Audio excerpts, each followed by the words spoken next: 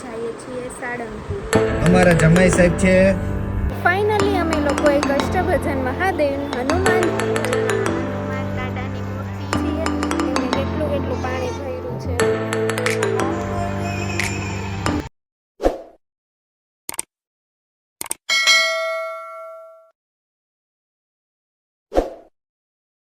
Hello મિત્રો, જય શ્રી કૃષ્ણ. તો કેમ છો બધા? મજામાં? આશા કરું બધા મજામાં જશો.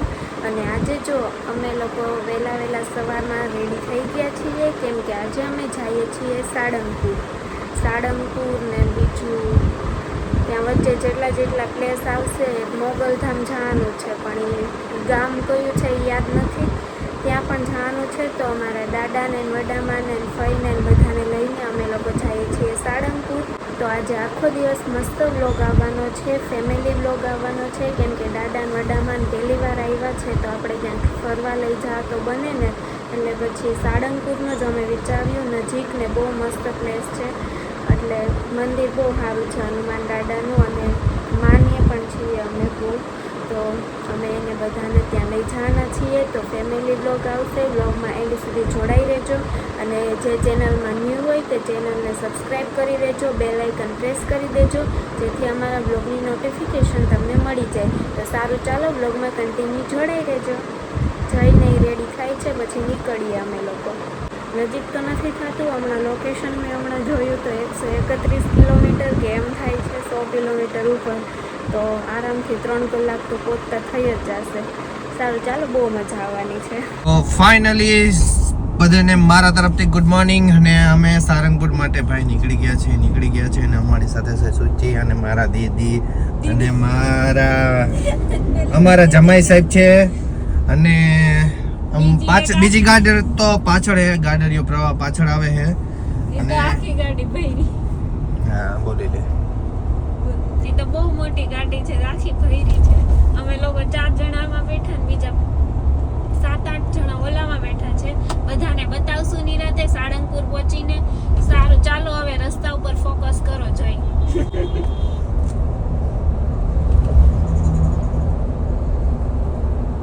તો જો અમે લોકો અહીંયા પેલા સાળંગપુર જઈએ ત્યાં રસ્તામાં તે ભાઈલા આવે છે, ભાઈલા મોગલધામ. તો અહીંયા પેલા દર્શન કરવા આવ્યા છીએ. તો સારું, ચાલો મોગલમાના દર્શન કરી લઈ. ભાઈલા ટ્રાફિક પણ બહુ છે.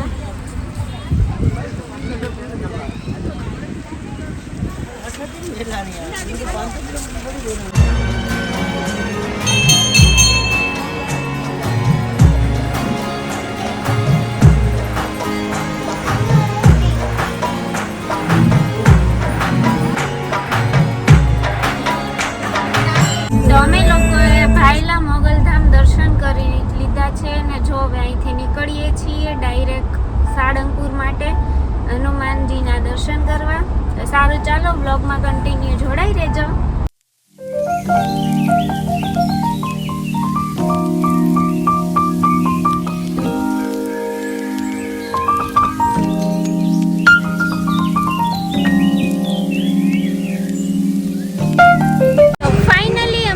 સાળંગપુર પહોંચી ગયા છીએ હનુમાન દાદાના દર્શન કરવા. પણ આજ સન્ડે છે તો ફૂલ ટ્રાફિક છે, જોઈ શકો. અમારી બધી બાજુ 4 વ્હીલ જ છે.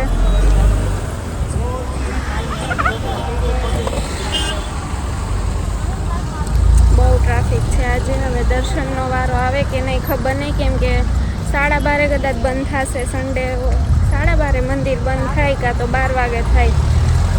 સન્ડે એક દિવસ કદાચ 12:30 બંધ થશે. મેં ગૂગલમાં જોયું હતું. તો શું થાય ને, 3 વાગ્યા સુધી વેઇટ કરવાનો. સારું, ચાલો ફટાફટ દર્શન થઈ જાય તો સારું. આજે પણ ટ્રાફિક જ તે આમ બીક લાગે છે. हम आधे लोग पहले पहुंच गए हैं, दर्शन करने जा रहे हैं जल्दी से.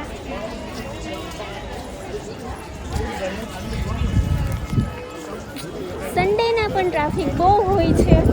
મને એમ કે શનિવારે હોય છે, પણ આજ સન્ડેના છે બહુ.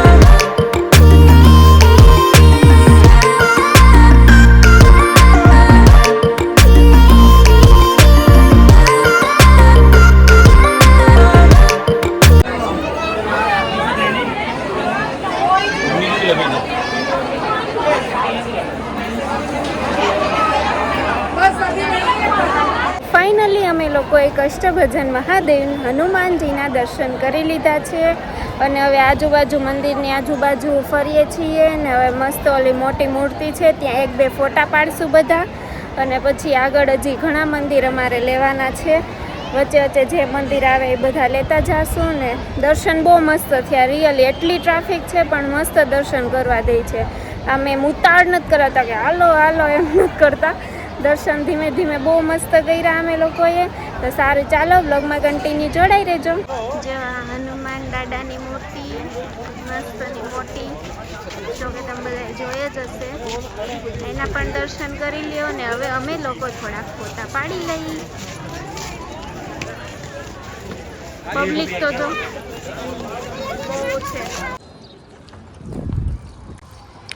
મસ્ત મજાનો હોટ રાખ્યો છે જમવા માટે ભાઈ. થાકી બહુ ગયા એટલે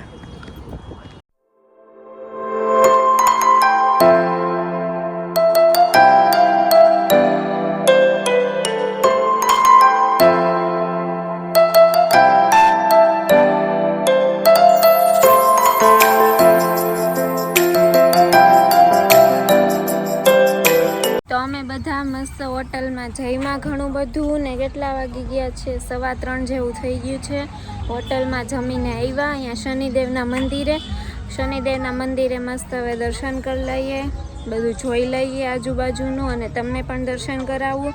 તો સારું ચાલો પછી કદાચ અહીંયાથી તો હવે અમદાવાદ માટે નીકળી જશું. 5-6 વાગે આઈ થિંક પહોંચશું અમદાવાદ. સારું ચાલો.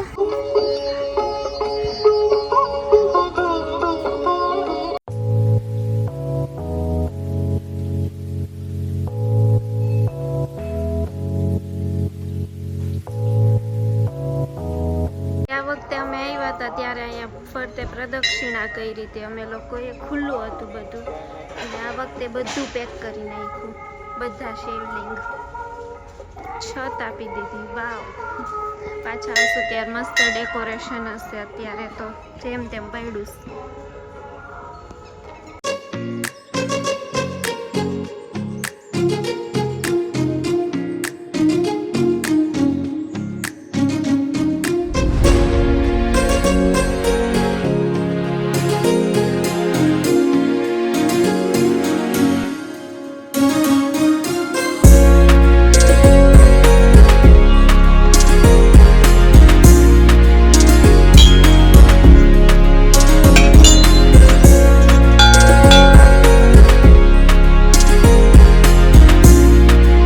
શનિદેવના મંદિરે પાછળ એટલી જગ્યા છે.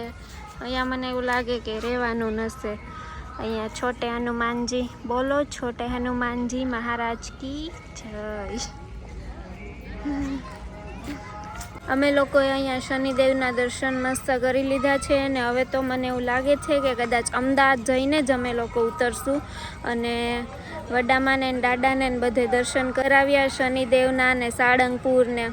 એ તમારું સૌભાગ્ય કહેવાય કે અમે એને દર્શન કરાવી હૈકા. અને એ લોકો એમ કહેતા હતા કે 40 વર્ષ પછી અમે લોકો અહીંયા આવ્યા. 40 વર્ષ પહેલાં એ લોકો અહીંયા આવ્યા હતા દર્શન કરવા માટે. એટલે સાળંગપુર ને શનિદેવ ને અહીંયા બધે મને અત્યારે ખબર પડી કે 40 વર્ષ પછી આવ્યા. તો એ કે આ કાંઈ વિકસિત નહોતું, એટલે બધું સાદું ને સિમ્પલ બધું હતું. સાળંગપુરે કાંઈ મૂર્તિ ને એવું કાંઈ હતું નહીં, ખાલી મંદિર ને એવું હતું ને અહીંયા પણ એવું જ ખાલી જસ્ટ મંદિર જ હતું. તો સારું કહેવાય, એટલો વિકાસ થઈ ગયો અહીંયા અને પાછા આવી હૈકા એ લોકો દર્શન કરવા. તો સારું ચાલો.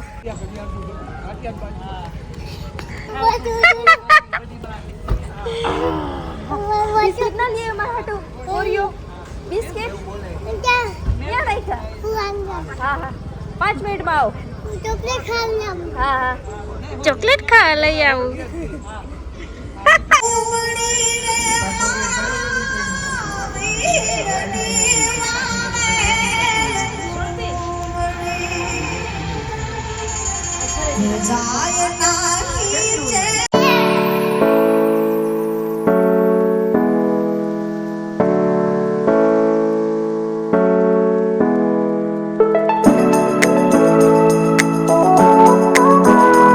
અમે લોકોએ અહીંયા વચ્ચે હોટલે સ્ટોપ કર્યો કેમ કે હજી અમદાવાદ 100 કિલોમીટર દૂર છે અને બધાને ચા ને પીવો તો તે અમે લોકોએ ચા ને આઈસ્ક્રીમ ને કોન ને એવું બધું ખાધું અને હવે જઈએ છીએ અમદાવાદ અને આ બધું પાણી ને ખેતર ને એવું જોઈએ છીએ કેમ કે કેટલું પાણી ભર્યું છે.